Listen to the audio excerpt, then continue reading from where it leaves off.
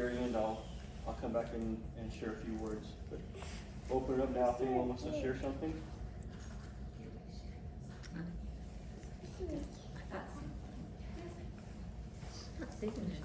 You go ahead. You want me to go first? Yeah, you go first. Yeah, go ahead, and then Susan. I'll go. Okay. Mackenzie, I want you to get your little rocky thumb, if you don't mind, with me, so we can stand together. Get your little rock.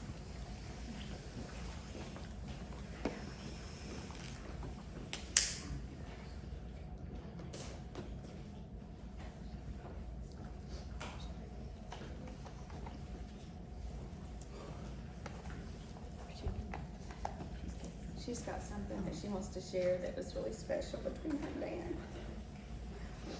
I'm gonna try not to cry. Very hard. I'll let her share first. No, Oh, go ahead, okay. So, you know, I was just thinking this morning, I've been thinking about this all week, but I wanted to share like the most important memory, and I know everyone knows him about, this about him, is how, the one thing about Dan, he made it so easy to share Jesus with everybody. He wasn't afraid, he just, he would get up one morning and he would tell Mom, the Lord told me to go so-and-so place, Backstick somewhere, and they would get up and they would travel to find some little convenience store in the middle of nowhere.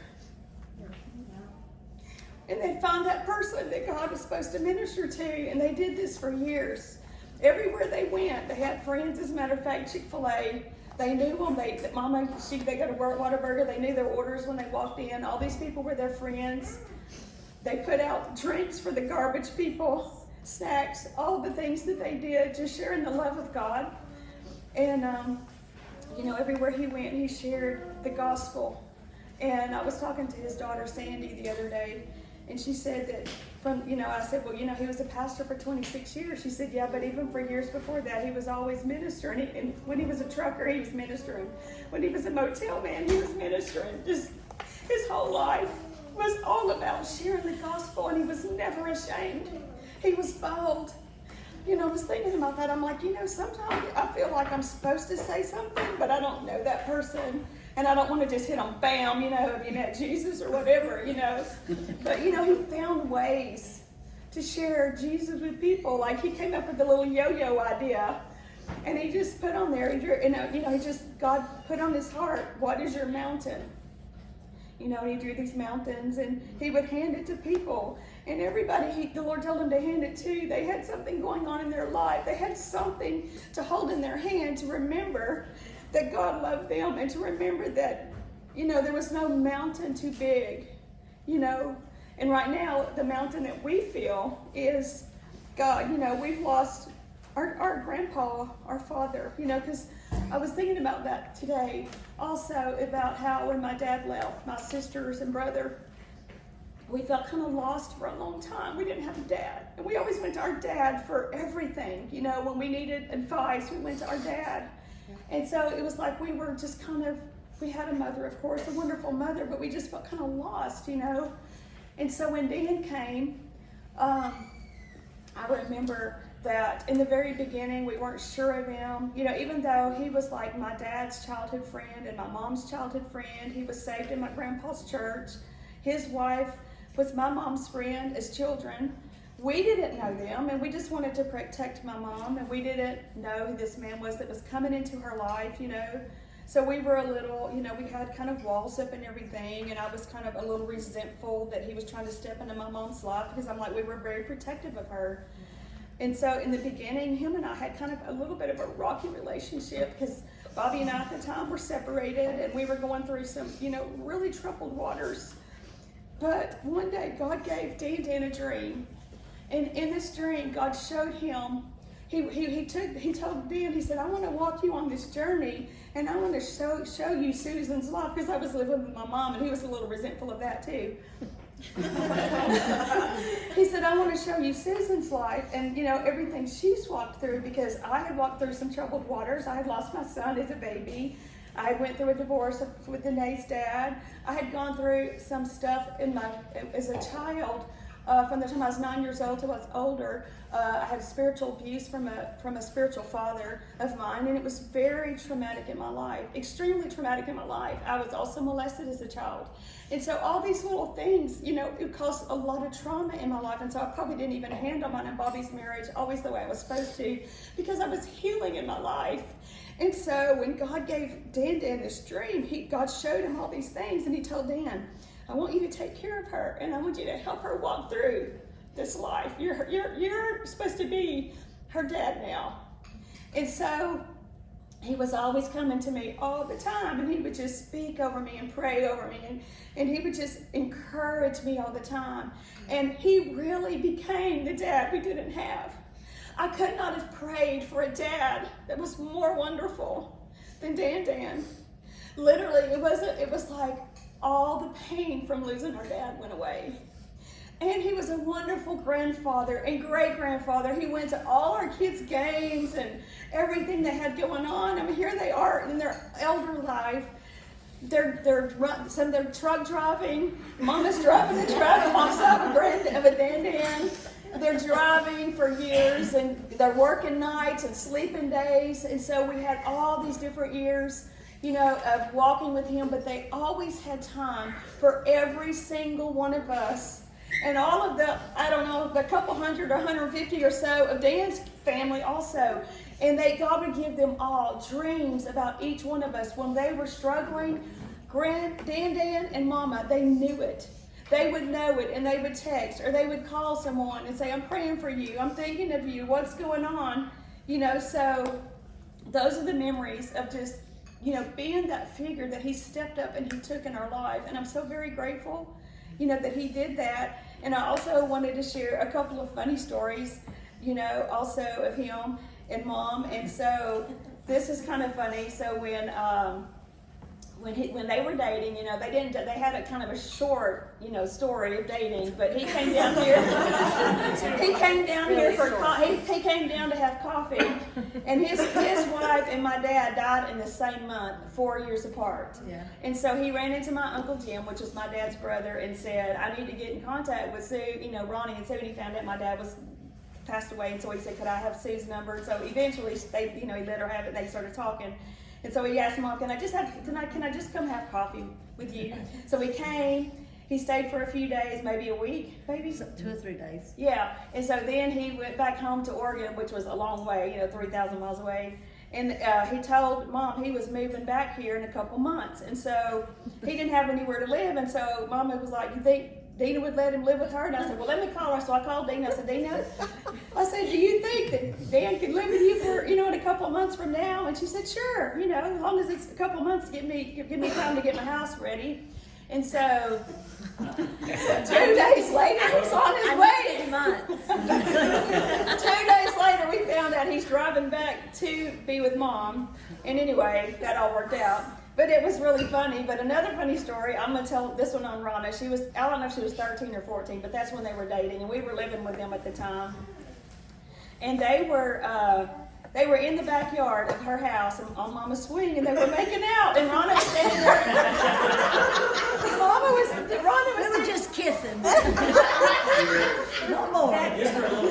Rhonda was standing in the kitchen looking out the window doing a dish or something, and she said, oh my God, it's Grandma and Dan, and they're kissing in the backyard. So she was completely traumatized.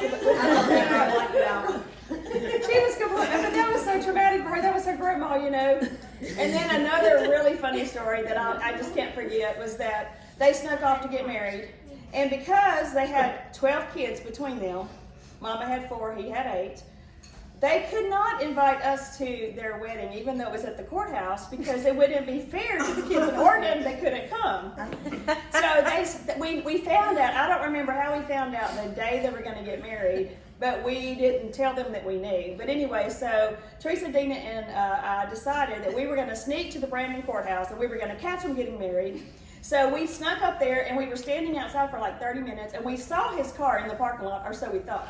It was the same car he had with an Oregon car tag, And so we almost went across the street and put, polish on it and everything. And so, but we decided, well, maybe not, so we just stood there for 30 minutes and we saw this judge and this other lady and they were standing there and they were just watching us watch them and we kept looking in thinking, gosh, they gotta come out any minute. We've been here for 30 minutes, So finally they came to the door and they opened the door and they said, can we help y'all with something?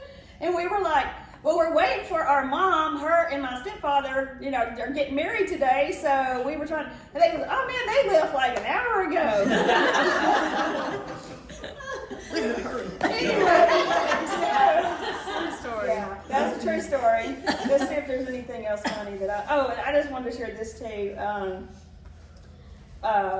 When Rana was young and Danae was young, I used to take them to this place called the Ramp. It was like a church conference.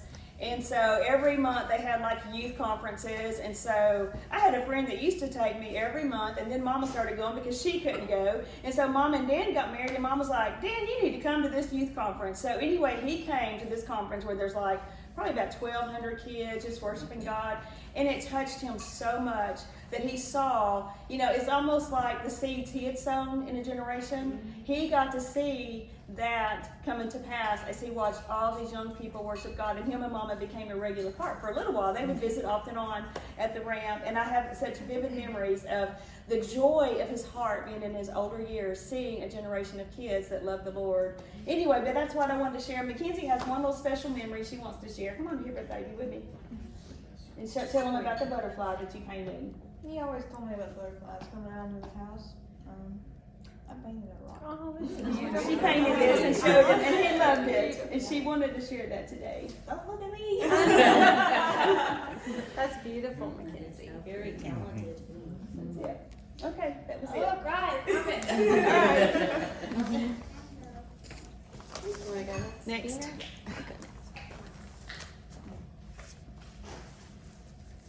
So I just wanted to share a few memories too, I think. So I guess I'll start with the funny. Yeah. Since Susan had talked about Dan staying with me. So y'all kind of know my backstory. I was in the mortgage industry at the time and very stressed. Tyler was almost 4 and was a very busy child, and Spencer was 10, and also a busy boy. In my house, the street that we lived on, we had a lot of kids on our block, even though we lived on a cul-de-sac, and the kids on the block hung out at my house. So I always had kids, and my house was just a disaster. It was, and I didn't get the clean gene of moms, I got more of live the life gene. So we lived, our house was very much lived in. So when they had asked if Dan could stay with them, I'm like, because I had 4 bedrooms, I had an extra room, and I'm like, sure, but I do need at least a couple of weekends. That's why I needed more than I needed the weekend to be able to get the house clean and get his room ready. And so when Mom called that on a Friday and said, Dina, Dan's heading, he'll be here either tonight or in the morning. And I was like, oh my gosh. Like, tonight I don't even have time to get the room ready. And I think she called me that Friday that morning, and I was at work. And I was like, oh my gosh, I'll be up all night trying to get the house ready, the room ready. But Mom came over to the house while I was at work, and she did. She got everything ready. She got all of the room clean. She went and bought new bedspreads and pillows, and just made it really special for Dan. And and took that burden off of me too, which I was so happy for Dan to live there, but just came over the house and just got all of it ready for him. And so that was really nice. And we were so excited for Dan to live with us. And like I said, Tyler was like 4 at the time, and he had never met my dad. So Tyler never knew Dad as a grandpa. So Dan and Tyler just had a really special connection because Dan was the only grandpa that he knew. And so he would go into Dan's room and, kind of move stuff around. That was actually Tyler's room. And, that was his room that Dan got. And so he still had some of his toys in there, And so Dan would come in there at night, and Tyler had moved some of the stuff so he'd know that, you know, he'd been in his room. This is my room. And Tyler would be sitting on the couch when Dan would come out of his room, and he'd be like, Dan, what you doing? Daniel. Daniel, yeah, he'd say, Daniel, what you doing? And so him and Dan would just talk, and they just really, you know, they had a bond, and he bonded with Spencer, and then he bonded with all of our kids. Like, he never treated any of our kids different than his own grandkids, and he never treated any of us different than his children. And one of the, like Susan was saying, when Dan came, we really didn't realize kind of how broken we were, because we had just kind of kept going from when my dad died. We just was all busy and working, and we were just constantly going and just life. And he came to me one day, and another thing, when Dan first came, we didn't really understand a lot of the way he communicated, because looking back now, I realize he communicated a lot of spiritual stuff with us, but he was also in a broken place because he had just lost his wife, and so Dan was really kind of broken too. And so some of the things that he would say, we would be like, what in the world? Like, we would be trying to figure out what he was saying or what he was talking about. It was just like he kind of talked in circles. But part of it was because he was just in a broken place himself. But another part of it was he would be sharing things that were kind of spiritual, and we didn't understand what he was saying. Looking back now, I can see that a lot of the things he would say was really, he was trying to communicate things that God would share with him. And it was just like, we didn't understand it because we were really not in that place spiritually, you know. But he came to me one day, and he told me, he said, I seen you walking in a rut. He was like, you're like on the side of the road, and you're just like stuck in this place. And he said, but God is going to help you walk out of it. And he said, it's really important that you do this, because you walking out of the rut is going to help all of your other family members walk out too. And I was like, I just didn't really understand what he meant. But not long after that, Susan moved in with us because Mom and... You had lost your job. We had went... Harold and I went through bankruptcy like right after this. Both of us lost our jobs at the same time. And we had no work for like 3 or 4 months. And we lost all of our vehicles. Everything was repoed. The only thing that we got to keep was our home. And Dan came to, Harold and I had to file bankruptcy, and we went to the bankruptcy court. And the attorney told us, you know, how much we were going to have to pay to file bankruptcy. And I left the attorney's office in tears because we didn't even have money to file for bankruptcy. Like, we had nothing. And I was like, how can you be so poor you can't even file bankruptcy, you know? But God spoke to Dan, and him and Mom came over, and he was like, God told me I'm supposed to help y'all, give y'all the money to file bankruptcy and get your house caught up, because we were like 2 months behind on our house payment. So they paid our house up, they paid for our bankruptcy, and then from that moment we kind of started moving. And then not long after that, Harold, once the bankruptcy was done, Harold got a job, and then like shortly after that I got a job, and so things completely turned around in our life. And then Susan moves in with us around this time, and while she's there, there's this revival that was going on from Todd Bentley. And at that time, I know there's a lot of stuff about him, but it doesn't matter. It was what we needed. And every night, Susan and I, we would watch the revival, and there was all these miracles happening. There was all these things happening, and we would be praying in tongues and praying through, probably for like, how long was that, Susan? Like months. Probably a couple of months, 2-3 months. And after that time, really things did start turning around in our family. And it was like God was showing me when I was writing these memories that was the truth. It was like when all of that started, everything in our family, everyone was going through things, but everyone kind of started turning back to their spiritual roots because we were just surviving. I mean, we all loved God. We were all still serving God, but we were just kind of in a rut. We were just stuck and couldn't really move forward anywhere. And from that time, we all started moving forward. I mean, it took still several years, but things really did start turning.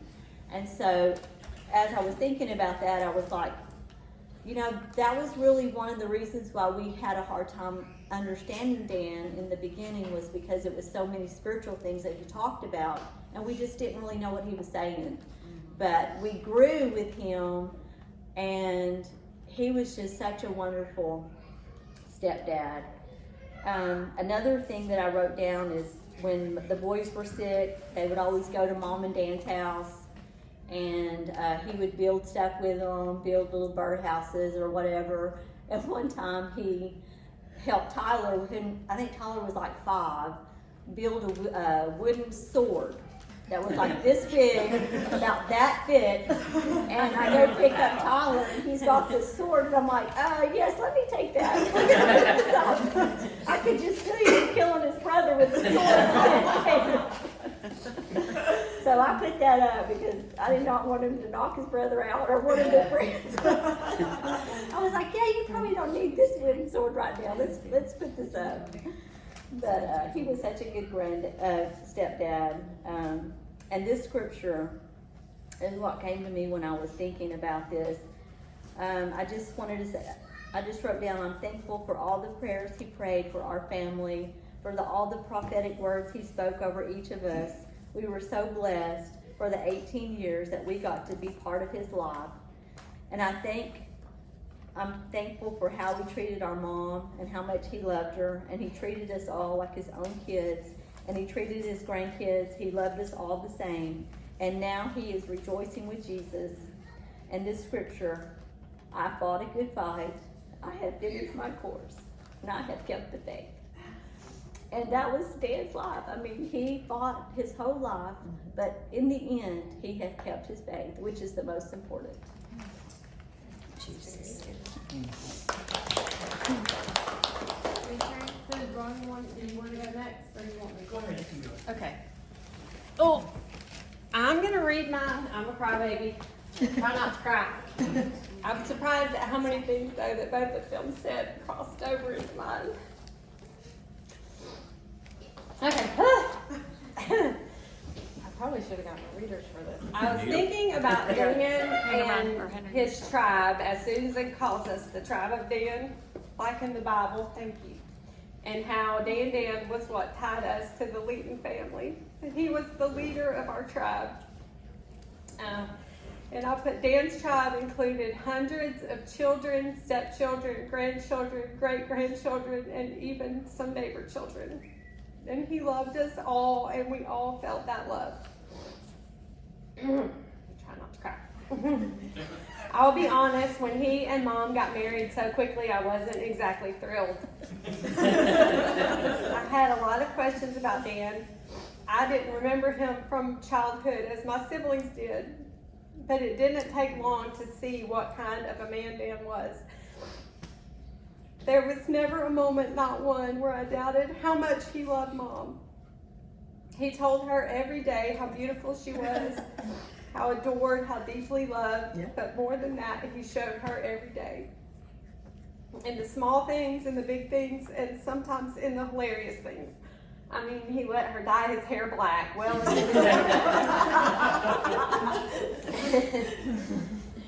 in the beginning, we didn't know quite what to make of Dan. He sort of spoke in riddles. You'd ask him something and end up in a conversation that felt like a puzzle. But before long, we loved that and learned to laugh and just say, okay, Dan. Because to know him was to love him, and I did love him. I loved him for who he was, for the way he was always present, for the quiet and sincere joy he carried. If I cooked a meal, anything really, Dan acted like it was literally the best thing he'd ever tasted, even a cup of coffee I brewed. I'll never forget on a road trip to Dallas to see Aunt Betty. Dan rode up front with me to keep me company while the rest of the girls chatted away in the back seat. He brought a book with him, and here's what happened, and this was towards the end. Over and over, he'd open the book to page 4 or 5, read for a minute or two, close it, tell me how good this book was, give me a full synopsis of the book, then open it again a few minutes later to the same page and do it all over again. At that time, I probably rolled my eyes a little, but now I look back on that with such fondness.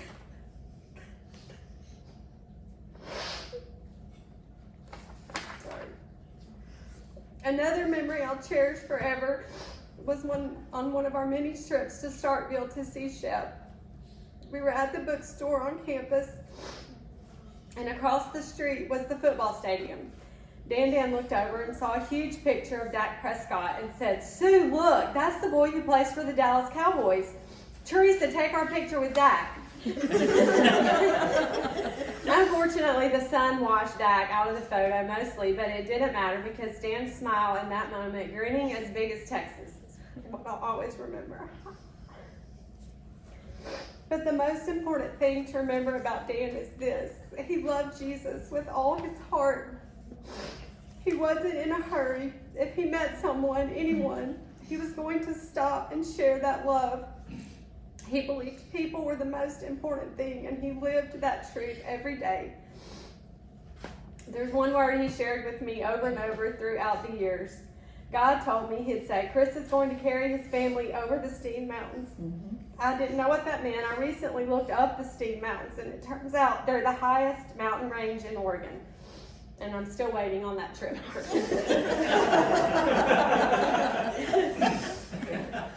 Even when dementia began to take little pieces of Dan away, his spirit never changed. He never stopped offering a word of encouragement. He never stopped praying for us or our children. He never stopped reminding us of God's faithfulness. He never stopped reaching for our hand to hold, offering us a kiss on the hand or cheek, or saying, "I love you." He never lost the softness in his soul. He was a gift to our family, and while we will miss him dearly, we know this isn't the end. We'll see him again when our earthly journey ends, but until then, we carry his legacy with us in the way we love, and the way we serve, and the way we show up for one another. Thank you, Dan, for loving us so well. Does any cousins or any kids or any Anyone else want to share? Phyllis or Debbie, anybody else have anything to share about Dan? Hunter? Ronna, anybody? Come on. Yes, Haley, please. Nellie, you have anything to share about Dan?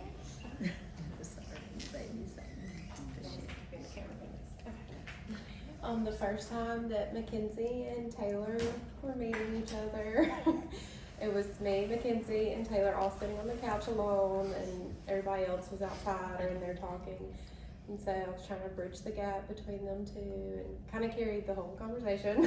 And Dan came and sat by us, and all he said was, "Man, girls in my day did not look like y'all." And then it broke, and it was good.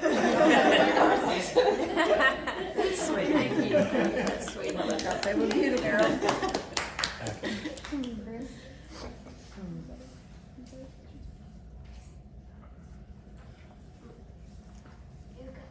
Mama's gonna say something. Mama? Anyone else? Mama? You want to? No, it's hard. All right, I can finish it up here. So this was what I wrote a couple days ago, and my relationship with Dan started off on the wrong foot. Our first conversation wasn't exactly pleasant. For those who know my background, you can imagine what I was thinking when Mom called to break the news that she was seeing a man who wasn't my dad. Some guy supposedly from her past who I'd never heard of before, whose last name wasn't Crab. Dad, the inside story was my mom, there was a guy whose last name was Crab that Dad said Mom was going to marry. So he used to tease us, our last name was going to be Crab. He just picked up. Needless to say, Dan came out of the gate strong, was preaching to me, telling me I was living in sin, which I was. First conversation, though, was a tough one to take. And so I pushed back hard and threatened to contact some of my FBI colleagues for an in-depth background investigation. And Dan said, go right ahead. For all I knew, he was a fraudster, trying to take advantage of a widow for all she had. That was my thought of Dan. Just our first conversation was very fun. Again, if you know my past, you can understand my sensitivities to such a thing. Yes. It took me many, many years to warm up to Dan. And even then, it was very low warm. I just couldn't understand how this knucklehead bumpkin lucked into having my amazingly wonderful mom fall for him. I couldn't see it. Of course, I made my own mistakes in life. Many I'm still paying for to this day. So it was very hypocritical of me to judge Dan for his past. But I did for years. I think that's when one day I realized how Dan and I were similar. And I could relate to his life and his burdens. We both carried a lot of regrets and pains from the past. But we also both knew the healing and restoration power and the love and mercy of God. My wife Debbie and I have had many conversations about it through the years, and over time I began to see how happy he made Mom. I saw them driving around Mississippi and Alabama and Louisiana, I think even Arkansas maybe, in the middle of the night, delivering auto parts and ministering to people and sowing seeds of God's love everywhere they went. That is really what began to change my mind about Dan. He was a planter, a sower of seeds, and at times a reaper of the harvest of God's faithfulness. I would listen to the stories of people they would meet at different places, how they would give out the yo-yos with the scripture, "What is your mountain?" and then share of God's faithfulness. Mom's life was fulfilled, being the daughter of a pastor and a church planter. Together they were living out the life she always wanted and dreamed of. And that's why their love and their life together was so different and so beautiful. He would often say things to me in our phone conversations that challenged me. I think that's the one thing about Dan that I appreciate the most. He would say what he heard the Father say, and sometimes that wasn't easy to hear, and sometimes I really didn't understand it at the time. Kind of a theme going here. But I know he heard from God, and I know he lived a life of service to our Father. On Sunday, just 2 Sundays ago, on July 27th, Debbie and I were leaving home. We were driving home from church, and I got in the car and I just began to cry. I mean, it was crazy. I was like, why am I crying so hard right now? And Debbie was looking at me like, are you okay? I said, and I told her, I said, Dan's passing. And I felt this on Sunday the 27th. And then as I said that, the song Go Rest High on That Mountain by Vince Gill came on. And I just felt that was confirmation from God that Dan was passing. And I looked up the words to the song after I got home, and I believe they perfectly captured Dan's time on earth. I know your time on earth was troubled, and only you could know the pain. You weren't afraid to face the devil. You were no stranger to the rain. Go rest high on that mountain. Son, your work on earth is done. Go to heaven a shouting, love for the Father and the Son. Oh, how we cried the day you left us. We gathered round your grave to grieve. Wish I could see the angels' faces when they hear your sweet voice sing. Go rest high on that mountain. Son, your work on earth is done. Go to heaven a shouting, love for the Father and the Son. So then on Tuesday after that, I heard the song that I wrote, you heard earlier, about "Oh grave, where is your victory?" So I quickly penned the words and knew that God was again confirming his word that Dan was passing. He just reminded me again on Tuesday. On Wednesday, after every morning at 4:30, I get on a phone call with a friend of mine. We get on a call and have prayer together. And on Wednesday, he shared with me his message from the previous Sunday, which was the Sunday, and it was about death. Where is your sting? Grave, where is your victory? Once again, God was just confirming his word, sharing with what was happening with Dan. So I just thought that was amazing, the things that happened the last couple of weeks. The funny thing is I've never felt closer to Dan than I have over this past year. Through all of this suffering and medical issues, I have seen the hand of God in his life and have witnessed firsthand the love of God pour over him through the care of my mom and sisters. I would be remiss not to mention my sisters in this tribute to Dan. I like to think of myself as a leader in the family, but in reality it's Susan, Dean, and Teresa.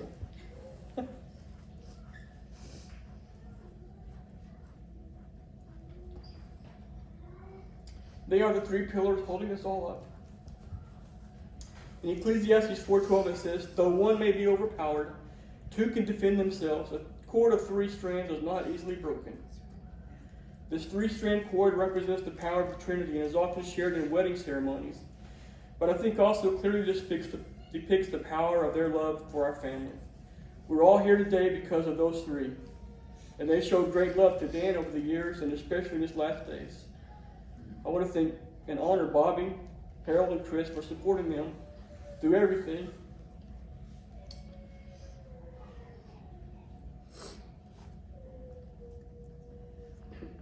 And caring for my mom and Dan. None of this would be possible without your love and support. Thank you. God truly loved Dan and honored him in the last years, and today I honor Dan for his commitment to the Word of God and love for our family. So Dan, go rest high on that mountain. You've left this broken body behind, and today you're rejoicing with the King. Thank you.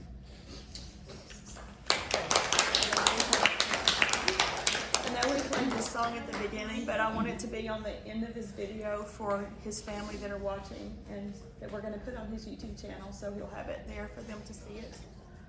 So we're going to play this song again. Uncle Ron wrote this song for Dan Dan. God gave it to him for Dan Dan.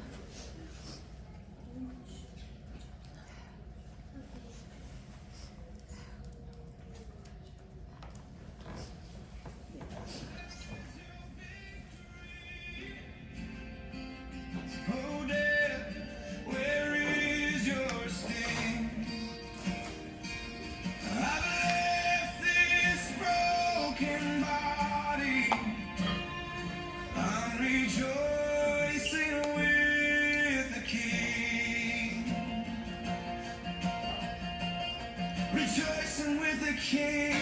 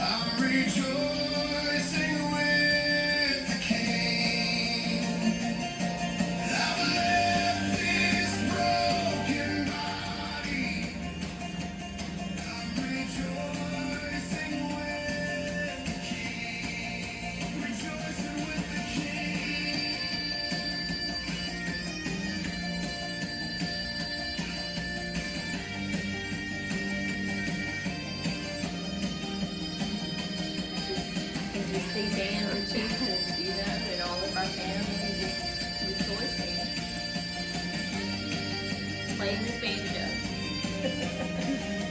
He made me smell his food. Yeah.